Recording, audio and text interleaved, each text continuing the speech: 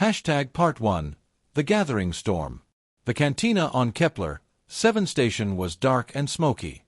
Strange alien creatures sat at tables, drinking colorful liquids from glass containers. Some had 4 arms, others had tentacles instead of legs. The air smelled like metal and strange spices. Commander Zethkari sat in the corner booth. His body looked like a giant insect covered in black armor. Long scars ran across his face and arms. Other aliens called him the Terror of the Outer Rim. But tonight, he just looked tired and old. A young Calarian officer with blue skin walked over to his table. "Commander, is it true you fought the humans?" Zethkari looked up with his 6 red eyes. "Sit down, young one. Let me tell you about the day I learned to fear." More aliens gathered around the table. They had heard stories about humans, but most thought they were just tales. Humans were supposed to be weak creatures from a small planet called Earth. How could they be dangerous? 20 years ago, Zethkari began, I commanded 12 warships. Each ship was bigger than a city. Each ship carried thousands of warriors. We were the strongest force in the galaxy. He took a drink from his cup. The liquid was green and thick. The Galactic Council gave us a simple job. There was a small human research station near Titan's Edge. Only 30 humans lived there. They were studying rocks and plants. Nothing important. The aliens around the table laughed. 30 humans against 12 warships? It sounded like a joke.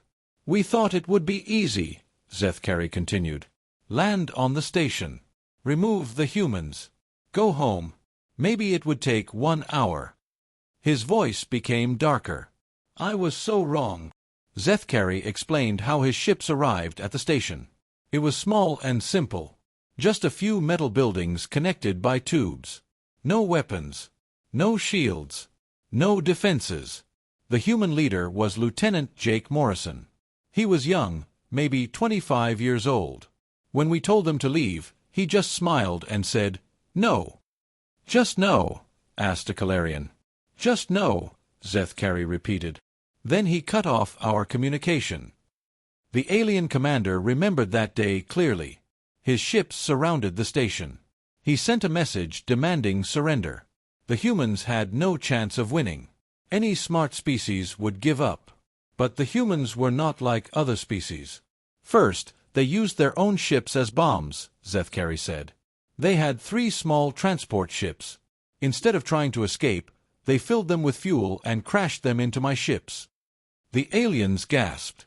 "Using your own ships as weapons? It was crazy." "But that was not the strange part," Zethkari continued. "The strange part was that humans rode inside the ships until the very last second. They steered the ships by hand to make sure they hit the right targets." One of the aliens, a tall creature with purple fur, shook his head. "That is suicide. No logical being would do that." "Humans are not logical," Zethkari said quietly. "That is what makes them so dangerous." The commander told them about the battle that followed. His warriors landed on the station, expecting an easy fight. Instead, they found humans hiding behind every wall, under every floor, inside every pipe. "They turned everything into a weapon," he said. "Kitchen knives became spears. Cleaning chemicals became poison gas. Even their research tools became bombs." But the worst part was Lieutenant Morrison himself. When Zethkari's personal ship got close to the station, Morrison did something that still gave the commander nightmares. "He stole a small fighter ship," Zethkari said. "A tiny 1-person craft with no weapons. And he flew it straight at my command bridge." "To ram it?" asked the purple-furred alien. "No," Zethkari said. "To land on it." The alien commander explained how Morrison flew his fighter ship like a missile. At the last second, he crashed through the bridge window. The explosion filled the bridge with fire and broken glass. Zethkari thought Morrison was dead. No one could survive that crash. But then, through the smoke and flames, Morrison appeared. He was bleeding and burned, but he was alive. And he was angry. He fought with a piece of broken metal, Zethkari remembered. Just a sharp piece of his destroyed ship. But he moved like a demon. He cut down 6 of my best warriors before we could stop him.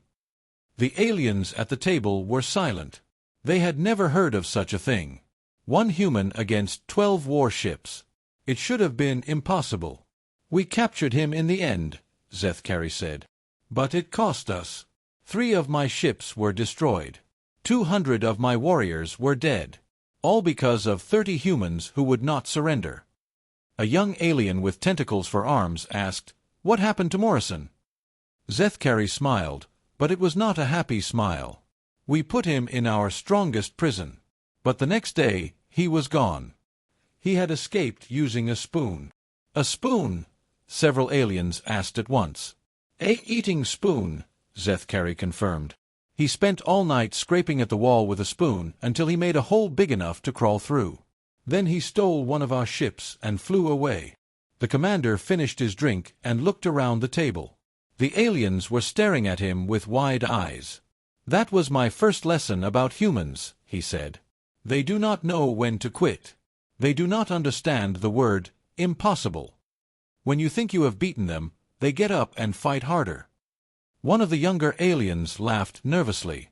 "But that was just one crazy human, right? Most of them must be normal." Zethkari's 6 eyes focused on the young alien. "That is what I thought too. Until I met Captain Lisa Rodriguez." The commander stood up slowly. His old wounds hurt in the cold air of the station. "Let me get another drink," he said.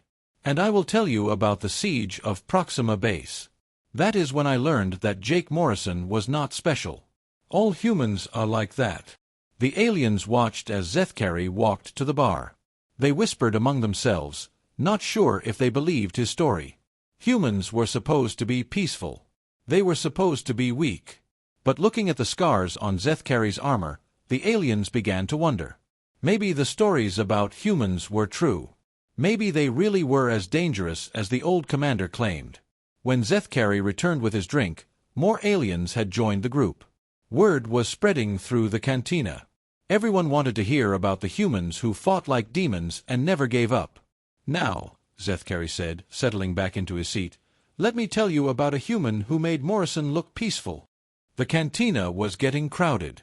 More aliens had heard about Zethkari's stories and came to listen. They pulled chairs from other tables and sat on the floor. Some even stood on tables to see better. Zethkari looked around at all the faces watching him. Young warriors who had never seen real battle. Old soldiers who thought they knew everything about war. All of them wanted to hear about the humans. 6 months after Titan's Edge, Zethkari began, I was given a new mission. The High Command wanted to teach humans a lesson. They chose a small colony called Proxima Base. He took a long drink before continuing. Proxima Base had 200 humans. Families mostly. Scientists and farmers trying to build a new life. The High Command thought it would be easy to defeat them. A blue-skinned alien raised her hand. "How many ships did you have this time?" "Not ships," Zethkari said. "Ground forces. 10,000 of my best warriors. Tanks, aircraft, heavy weapons. Everything needed to crush a small colony." The aliens nodded. 10,000 against 200 seemed fair. Even if the humans fought hard, they could not win. "The colony leader was Captain Lisa Rodriguez," Zethkari continued. "She was small for a human. Maybe 5.5 feet tall. She had dark hair and brown eyes. When I first saw her, I thought she looked harmless." Zethkari's voice became darker. "I have never been more wrong about anything in my life." The commander told them how his army surrounded Proxima Base. They cut off all roads leading in or out. They blocked all radio signals. They stopped all supply ships from reaching the colony. "Standard siege tactics," he explained. "Make the enemy hungry and scared. Wait for them to surrender. It always works." But the humans did not surrender. Instead, they did something that confused Zethkari's army. They started destroying their own buildings, he said. The power plant, the water treatment center, the food storage warehouses. They blew them all up. The aliens looked confused. Why would anyone destroy their own supplies? Captain Rodriguez called it scorched earth, Zethkari explained. If they could not keep something, they made sure we could not use it either. But that was just the beginning. The humans turned their peaceful colony into a fortress. They used farming equipment to dig trenches. They turned tractors into armored vehicles. They made weapons from kitchen knives and garden tools. Every building became a bunker, Zethkari remembered. Every window became a gun position. Every basement became a hidden tunnel. The first attack should have ended the battle. Zethkari sent 2,000 warriors against the colony's outer wall. The humans had no proper weapons, no military training, no chance of winning. But they fought anyway. Dr. Amy Chen was their medical officer, Zethkari said. She was supposed to be a healer, not a warrior. But when my soldiers attacked, she set up a hospital in the middle of the battle zone. The aliens gasped. A hospital in a battle zone was suicide. No sane person would do such a thing. She operated on wounded humans while bullets flew over her head, Zethkari continued. My warriors were shooting at her hospital, but she would not leave. She saved 15 human lives that day. But the humans had other surprises too. Captain Ryan Carter was their mining expert. He was supposed to help dig wells and clear rocks. Instead, he became their bomb maker. He used mining explosives to bring down an entire mountain, Zethkari said. Half of my army was trapped when he collapsed the main pass. It took us 3 days to dig them out. The siege went on for weeks. Every day, Zethkari's army attacked. Every day, the humans fought them back. The colony was running out of food, water, and ammunition. But they would not give up. The worst part, Zethkari said quietly, was that they were happy. Happy? Asked a tentacled alien. They sang songs while they fought, Zethkari explained. They told jokes while bullets flew around them. They smiled when they were bleeding. I have never seen anything like it. The commander told them about Sergeant Tony Blake. He was only 19 years old and had never been in a real battle before. But when Zethkari's forces broke through the outer wall, Blake did something incredible. He took a group of teenagers, Zethkari said. Boys and girls who should have been in school. And he led them on a night raid against my command center. The aliens could not believe it. Children attacking a military command center? It sounded impossible. They crawled through sewage pipes for 2 miles, Zethkari continued. Then they set off bombs under my communication equipment. We lost contact with half our army for 6 hours. But the raid cost Blake his life. He was shot down while covering his team's escape. The teenagers made it back to the colony, but their leader was dead. Do you know what Captain Rodriguez said when she heard about Blake's death? Zethkari asked. The aliens waited silently. She said, Tony would be proud. We held them off for another day. Zethkari shook his head. Not sadness for the dead boy. Not fear of more battles. Just satisfaction that they had survived one more day. The siege continued. Zethkari's army had every advantage. More soldiers, better weapons, unlimited supplies. The humans had nothing but determination and each other. After 6 weeks, Captain Rodriguez was badly wounded, Zethkari said. A bomb blast broke 3 of her ribs and cut off her left arm. Any reasonable person would surrender. But Rodriguez was not reasonable. She was human. She walked out of the medical tent with her arm in a sling, Zethkari remembered. Blood was running down her face. She could barely stand. And she challenged me to single combat. The aliens gasped. A wounded human challenging a Vortak commander? It was either brave or insane. I am 3 times her size, Zethkari said. I have armor and claws and poison stingers. She had 1 good arm and a piece of broken metal for a weapon. But she stood there, smiling at me, ready to fight. Zethkari did not accept the challenge. He was not afraid of Rodriguez, but he was afraid of what killing her would do to the other humans. They were already fighting like demons. If their leader died, they might become something worse. The battle ended when human reinforcements arrived, Zethkari said. 3 ships against my entire army. But by then, we were so tired and confused that we could barely fight. The commander finished his second drink and looked around the crowded cantina. Every alien was hanging on his words. We retreated that day, he admitted.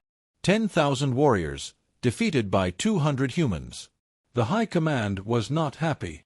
A young warrior with 4 arms asked, "What happened to Captain Rodriguez?" Zethkari smiled. "She became a general. The humans put her in charge of training other colony defenders. They wanted to teach other humans how to fight like she did." The aliens whispered among themselves. The idea of more humans like Rodriguez was frightening. "But that was not the worst of it," Zethkari said. "The worst was yet to come. Let me tell you about the day we learned that humans do not just fight for themselves. They fight for each other." The cantina was now completely silent. Even the bartender had stopped working to listen. Everyone wanted to know what could be worse than humans who never surrendered. The cantina was now so crowded that aliens were sitting on each other's shoulders. Word had spread through the entire station about HFY Stories. Even the security guards had left their posts to listen. Zethkari waited for the crowd to settle down. He looked tired, as if remembering these battles hurt him. But the aliens wanted more stories, and he would give them what they wanted. "1 year after Proxima Base," he began, "I was hunting a human supply convoy in the Crimson Nebula. 3 transport ships and 1 escort vessel. Nothing special." He paused to drink. The escort ship was called the Morning Star. It carried 12 humans, including Colonel Steve Martinez. He was their leader. A small alien with green skin pushed forward. "Only 12 humans? That should have been easy." Zethkari looked at the alien with his 6 red eyes. "That is what I thought. I had 40 ships in my fleet. We surrounded the convoy and demanded surrender." The commander explained how the battle began. The human transport ships were old and slow. They had no weapons worth mentioning. The escort ship was small and lightly armed. "We fired warning shots," Zethkari said. "Standard procedure. Show them they cannot win, then accept their surrender." But the humans did not surrender. Instead, they did something unexpected. The transport ships scattered in different directions while the Morning Star turned and attacked Zethkari's fleet alone. "1 small ship against 40 war vessels," Zethkari said. Colonel Martinez knew he could not win. But he attacked anyway, trying to buy time for the transport ships to escape. The Morning Star fought bravely but was quickly overwhelmed. Zethkari's ships destroyed its engines and weapons. The human ship began to fall toward a nearby planet. "We thought it was over," Zethkari said. "The transport ships had escaped, but we had captured their escort. Colonel Martinez and his 11 soldiers were our prisoners." But Zethkari was wrong. The battle was not over. It was just beginning. Lieutenant Katie Johnson was the communications officer on one of the transport ships, Zethkari continued. "When she heard that Colonel Martinez was captured, she did something that still confuses me." The aliens leaned forward, waiting to hear. "She sent a message to every human ship in the sector," Zethkari said. "Not asking for help. Demanding it. She said, 'Colonel Martinez is down. We are going to get him. Join us or get out of the way.'" The response surprised everyone, including Zethkari. Within hours, human ships began arriving from all over the sector. Not just military ships, but civilian vessels too. Cargo haulers, passenger liners, even small personal craft. "They had no plan," Zethkari said. "No coordination. No strategy. They just came because one of their own was in danger." The first ship to arrive was a heavy destroyer called the Thunder Bay. Its captain was Nathan Brooks, a man with gray hair and angry eyes. He sent a simple message to Zethkari's fleet. "Give us back our colonel, or we take him back." Zethkari laughed when he heard the message. 1 destroyer against 40 warships? It was suicide. But then more human ships arrived. And more. And more. By the end of the day, there were 30 human vessels in the system, Zethkari said. They came from mining stations, research bases, even passenger ships that changed course to help. The alien audience was confused. Why would civilians risk their lives for 12 soldiers they did not even know? "That is when I learned about human pack behavior," Zethkari explained. "They are not just individuals. They are part of something bigger. Attack one human, and all humans feel it." The battle that followed was unlike anything Zethkari had ever seen. The humans did not fight like a normal fleet. They fought like a single organism with 30 different parts. Captain Brooks ordered his destroyer to ram straight through Zethkari's formation. He did not try to dodge or use tactics. He just charged forward, absorbing damage, creating a hole for other ships to follow. His ship was destroyed, Zethkari said quietly. But his sacrifice let 6 other human ships reach the planet where Colonel Martinez was being held. Meanwhile, Lieutenant Johnson coordinated the rescue from her transport ship. She had not slept for 3 days, staying awake to maintain communications with all the human vessels. She knew where every human ship was at all times, Zethkari said. She guided them through my fleet like a conductor leading an orchestra. But an orchestra of war. On the planet's surface, Corporal Alex Turner was carrying out his own mission. He was one of Colonel Martinez's soldiers, wounded in the crash but still alive. While Zethkari's forces searched for the humans, Turner was searching for his commander. Turner had a broken leg and 3 cracked ribs, Zethkari said. He should have hidden and waited for rescue. Instead, he spent 2 days crawling through jungle, looking for Martinez. Turner found his colonel unconscious in the wreckage of their ship. Martinez was badly hurt and could not walk. A logical soldier would call for backup or abandon the colonel to save himself. But Turner was human, not logical. He carried Martinez on his back for 15 miles, Zethkari said. Through jungle, up mountains, across rivers. All while my warriors hunted them. The aliens gasped. Carrying another person 15 miles with broken bones?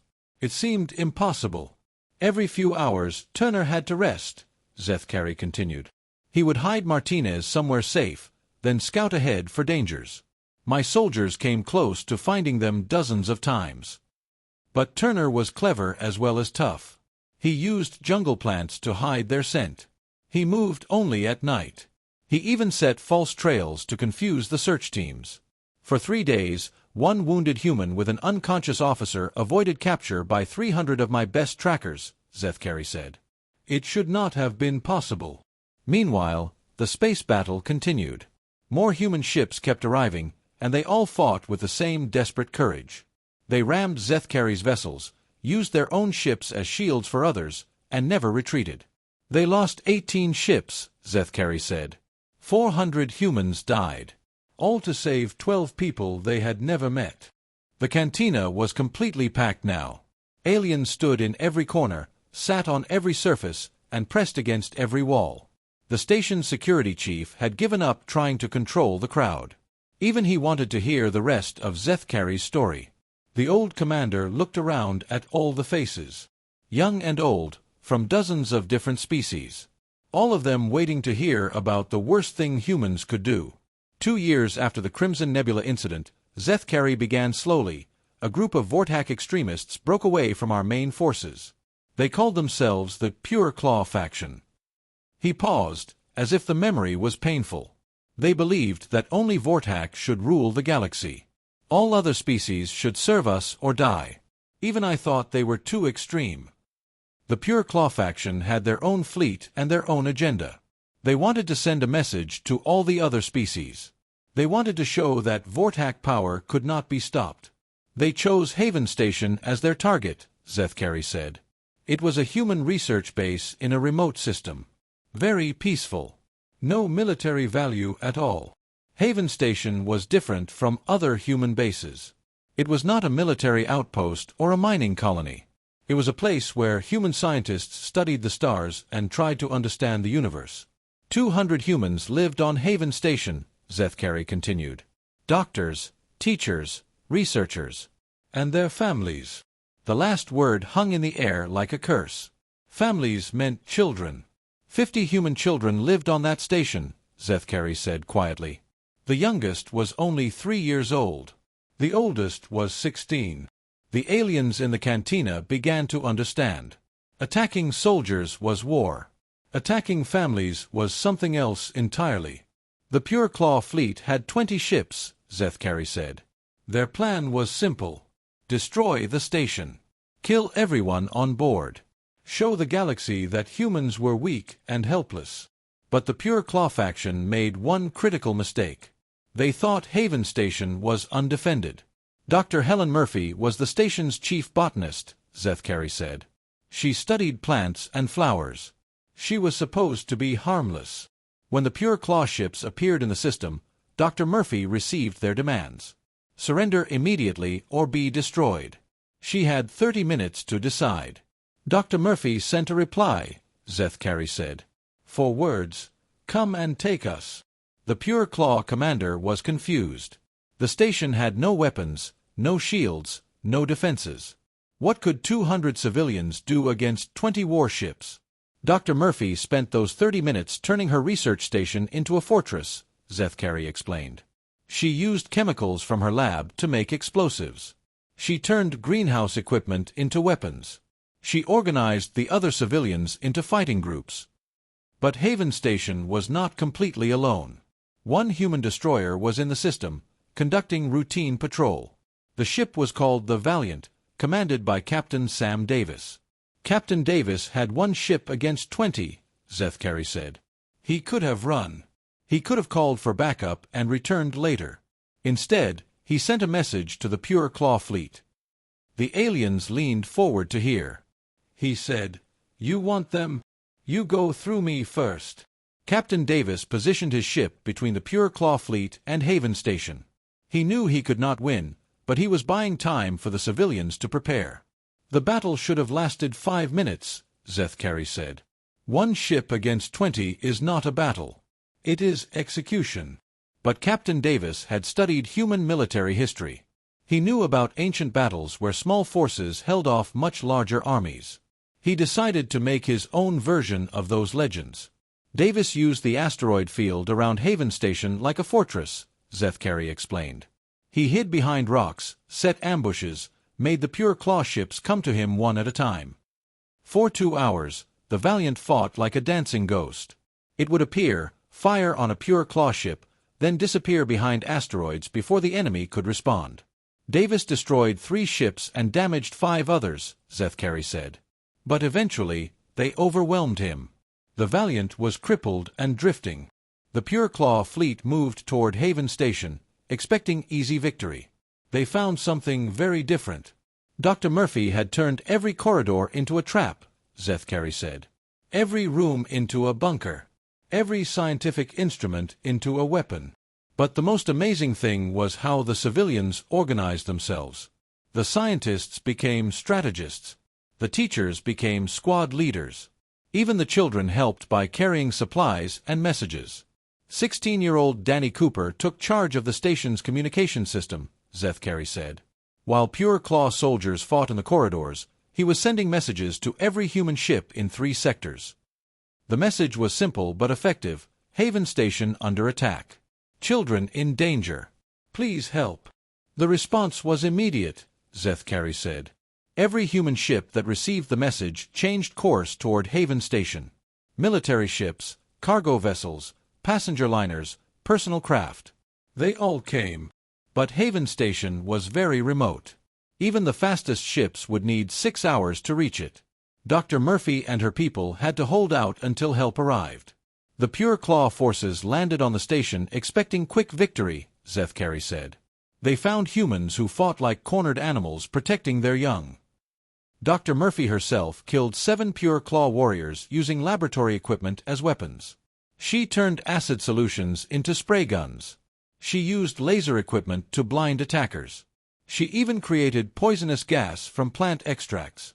But the humans were running out of ammunition and people, Zethkari said. After 4 hours, Pure Claw forces had taken most of the station. Dr. Murphy and 30 other humans were trapped in the main laboratory with all the children. That was when Admiral Sam Davis arrived. Not Captain Davis, Zethkari corrected. Admiral Davis. Captain Davis had died when his ship was destroyed.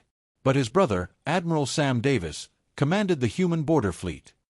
Admiral Davis brought 40 ships, destroyers, cruisers, even 2 battleships. The largest human fleet ever assembled. He sent one message to the Pure Claw commander, Zethkari said. No demands. No negotiations. Just 6 words: you touched our children. You die.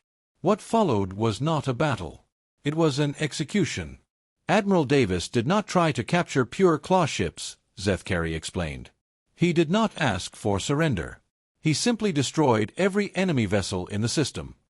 The human fleet moved like a perfect machine. Every shot hit its target. Every maneuver was flawless. They fought with cold, calculating fury that terrified even Zethkari. 20 pure claw ships were destroyed in 30 minutes, he said. No survivors. No prisoners. No mercy. But Admiral Davis was not finished. He spent the next 3 months hunting down every pure claw base, every pure claw ship, every pure claw warrior who had participated in the attack.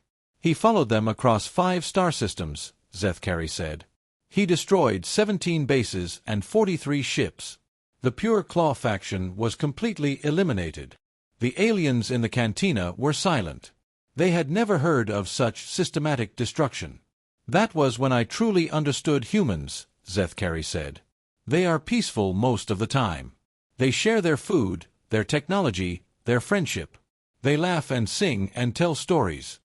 He looked around the crowded cantina. But if you threaten their children, they become something else. Something terrible and unstoppable. They become monsters that hunt you across the galaxy until you are dead. Zethkari stood up slowly. His old wounds ached, but his story was almost finished. Dr. Murphy survived the attack, he said. She became the head of human civilian defense. She trains other humans to protect their families and communities. A young alien asked, "What happened to the children?"